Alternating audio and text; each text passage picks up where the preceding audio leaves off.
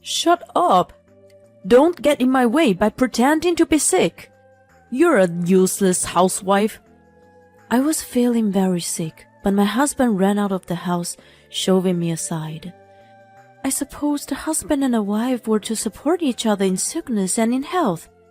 He left me behind.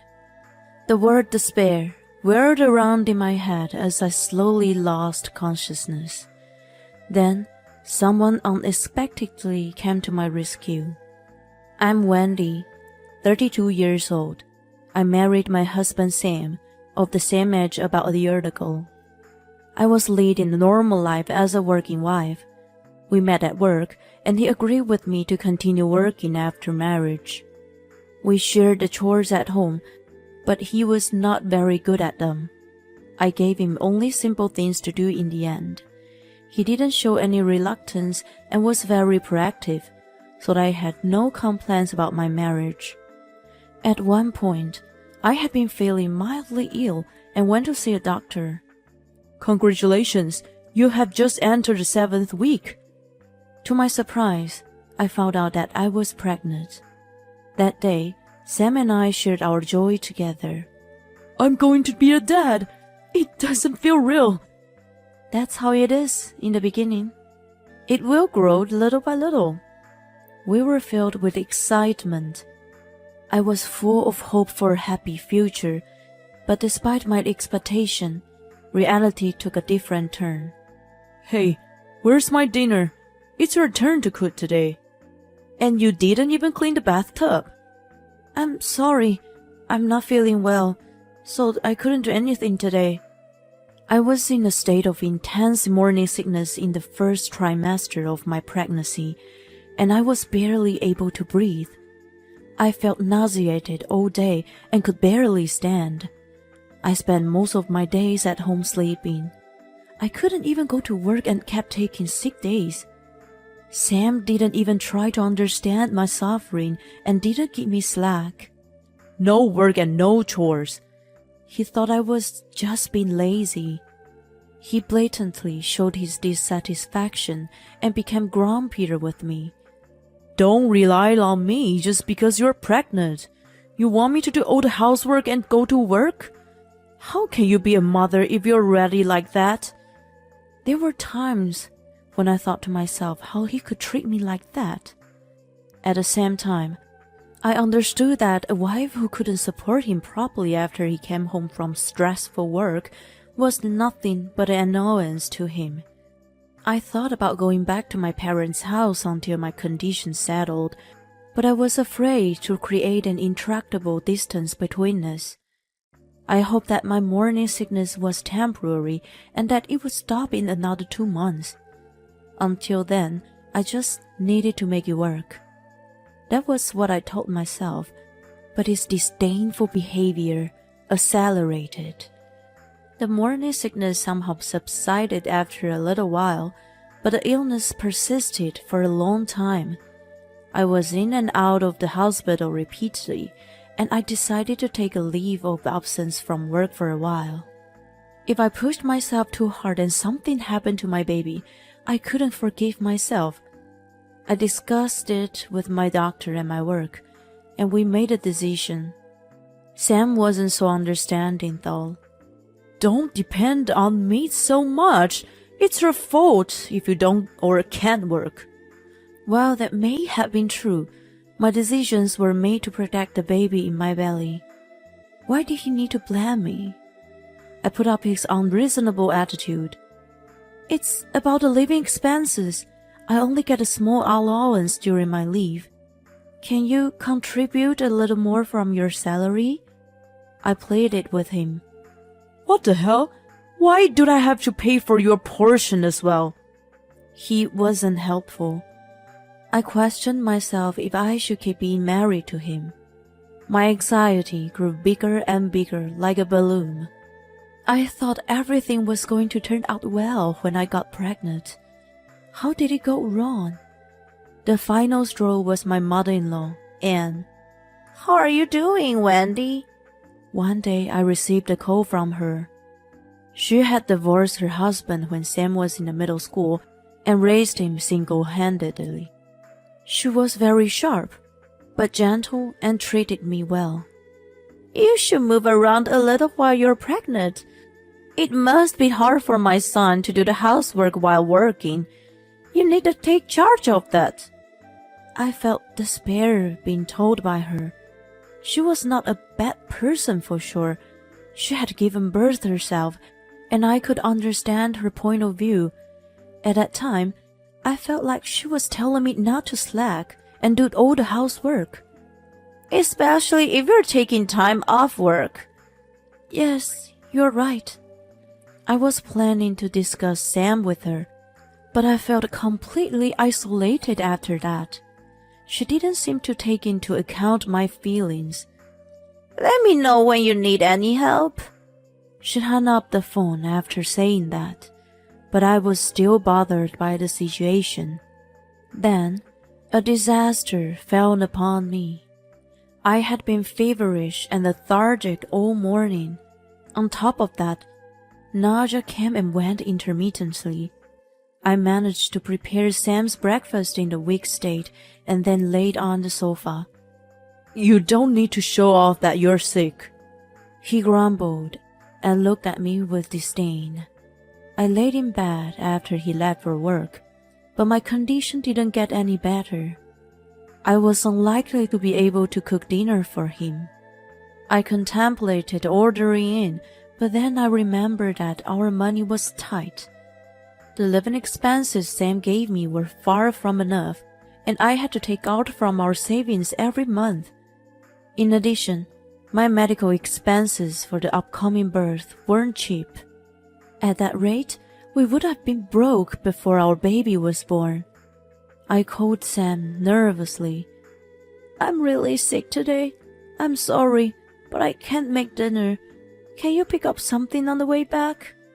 What the hell are you talking about? You're a housewife. Yeah, but if I can't move, what am I supposed to do? I'm too busy. You go and get something. Don't make me do your job. After he hung up on me, I quietly wept. Later that evening, I heard the front door closing violently. Sam had returned home. Hey, honey, dinner is... Doesn't matter. I'm going out for a drink. At that time, my whole body was burning, and I could barely stand up. I'm feeling quite sick. I need you to stay with me tonight. I begged and pleaded. He quickly shoved me aside and yelled, Shut up! Don't get in my way! You're just a useless housewife who pretends to be sick all the time. He then walked out of the house. I had no strength to go back to bed and collapsed in the doorway. Somebody, help me! I screamed desperately in my mind, but there was no one to answer me in the house all alone.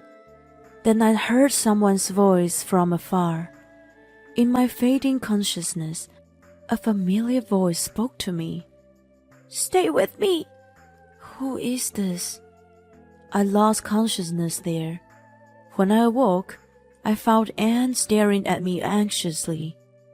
I was lying on the bed in the hospital. Wendy! Oh, thank God, you're awake! She happened to come over and called an ambulance when she found me collapsed at the doorway. You're safe now. Your baby is fine. I'll go get a doctor.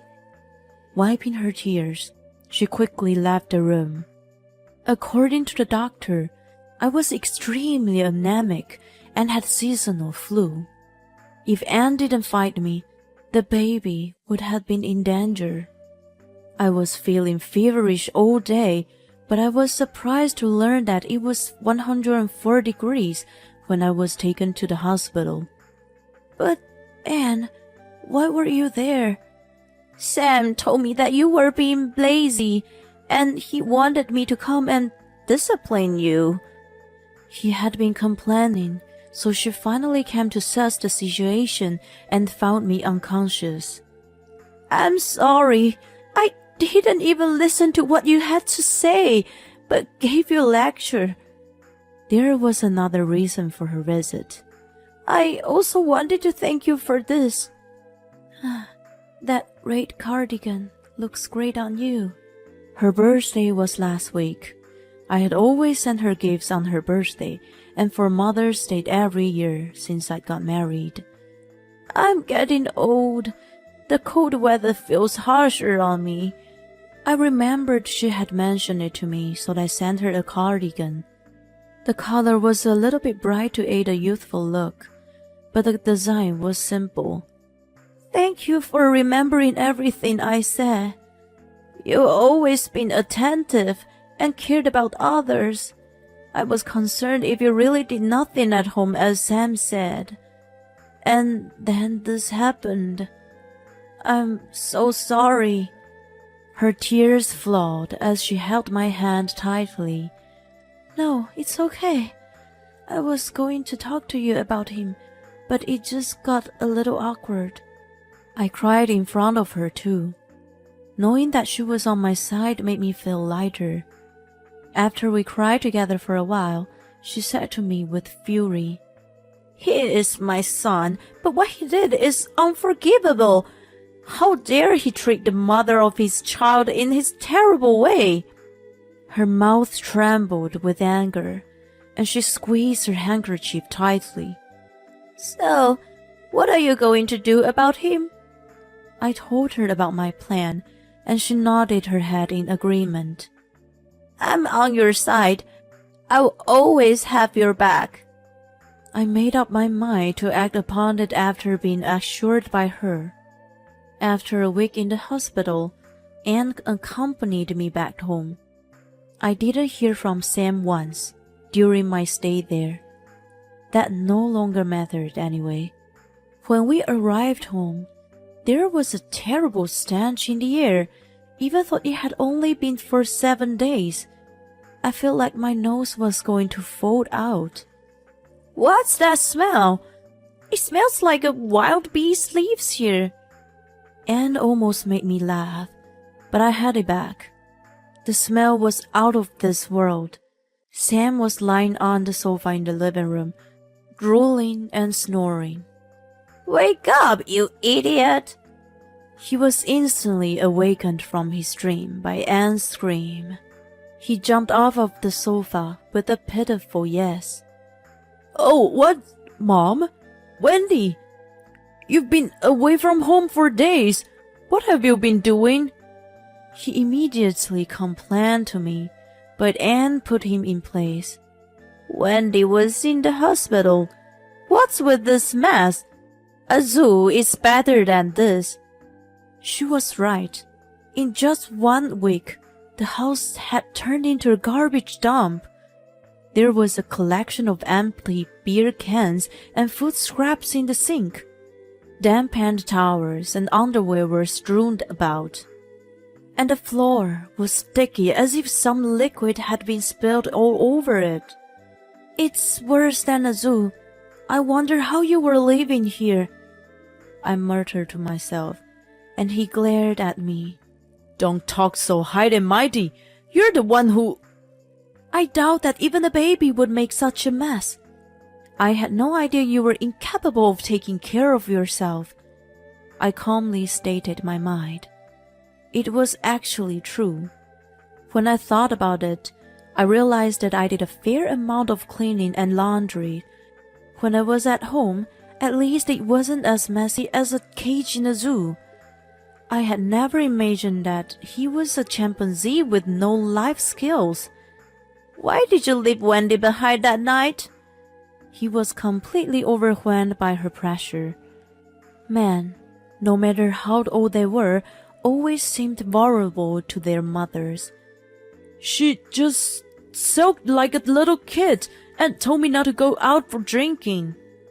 You're saying that she faked her illness, even though she was so pale with the high fever? Do you have a brain? She was a relative calm person, and that was the only time I heard her scold him harshly. He remained silent, glaring at me. How dare you rat me out? I could almost hear his mind. Then he uttered in a low, growling voice, Don't get carried away. I've provided for you all this time. If it had been me in the past, I would have shrunk at his anger. I was not such a timid woman anymore, you know. Well, okay then. You don't have to support me anymore. I'm ready for that now. What do you mean? I mean, I don't need you anymore. Who in the world would want to be married to a big baby who can't do anything on his own? I was fed up with him. If it was just his outburst at me, I might have endured. Wait, no, I wouldn't have. I thought we could have worked it out through talks and therapies.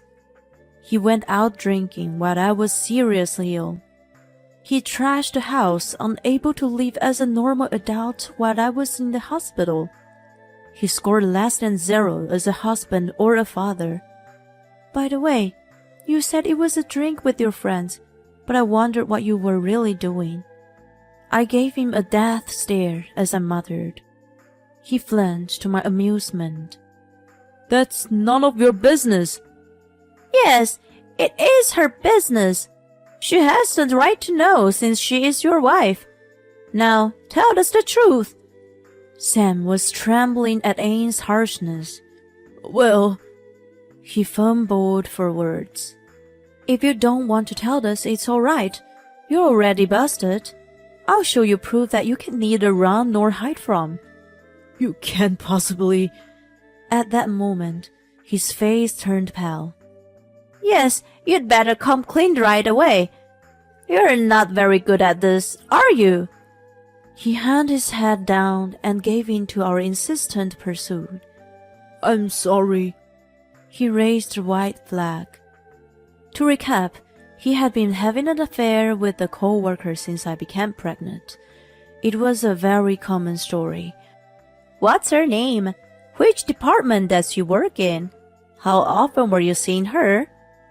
We interrogated him with a smirk on our faces. I stopped the recording on my phone. Well done. We have a confession tape. Thank you so much for coming out clean. When I cheerfully thanked him, his expression turned back to a grimace. You tricked me, he exclaimed. Yeah, so what? I can't believe you were cheating on me. You just saved me the trouble of hiring an investigator. Thanks. You fooled me. He was frustrated and blamed me for the affair. I couldn't understand his logic at all. You were trying to grab my attention, so you played being sick. We are the same. Not at all. When I saw him stubbornly refusing to admit his own fault, I began to feel more miserable. Anne sighed deeply and mumbled, You're selfish, arrogant, and a liar, just like your father. No, not my dad. He was shocked by the unexpected remark. It was understandable. His parents divorced when he was in middle school, and he hated his father. According to what I had been taught, his father had a mean streak and often got drunk and became violent. He never thought to be told that he was just like the man he despised. I don't drink and act out. That wasn't the point she was trying to make. I can tell you how many times your father let me sick when I was pregnant and went out drinking. I guess sons became like their fathers after all. If I knew I should have divorced him before you could even remember, she said in disgust and a little sadness. He remained still, unable to move from the shock. I would rather not have a father who is a bad influence on the child. Don't you agree, Wendy? Right. We don't need him. Or rather, he should be eliminated. After hearing the most convincing reason for the divorce, he was at a loss for words. Why don't you reconsider? We're going to have a baby. Let's calm down, okay? He still had the strength back and came close to me in a cock-sick voice, like a small child begging his mother. What are you talking about? We're long past that stage. What am I supposed to do then? He covered his face with his hands in distraught. I could see his eyes peeking through between his fingers and checking my reaction. He still seemed to anticipate a better outcome. Then Anne delivered the final blow on him. "Enough! If you persist any longer, I will disown you. What do you say now, huh?" "What the hell, Mom? Why won't you stand by me?" He finally seemed to give up at a point. Some said a woman's enemy was a woman, but in the end, a woman's friend was also a woman. She stood by me to the end. I filed for divorce in the 7th month of my pregnancy. I had never imagined that having a child was going to destroy our marriage. Maybe the child had given me a blessing in disguise. After that, I returned to my parents' house and gave birth to a healthy baby boy. I hadn't informed my parents about my trouble, so when I returned with a big belly, they were taken aback. My father introduced me to a lawyer who helped me negotiate the divorce. I was able to get alimony that took into account the amount of emotional and financial pain and suffering. I also met the adulteress and gave her a monthful till I was satisfied. After the divorce was finalized, Sam visited me several times, asking to meet his son. "I still haven't received my child support payment." When I got sarcastic with him, he responded with an incoherent argument. "You don't need that. We are a family, and the best thing for us is to be together." He made no sense at all. "You scored below 0 as a husband. At least fulfill your duty as a father to your child.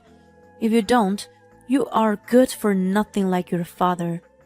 He laughed in desperation, as if he had been hit over the head with a sledgehammer. He must have a loathsome image of his father in his memory.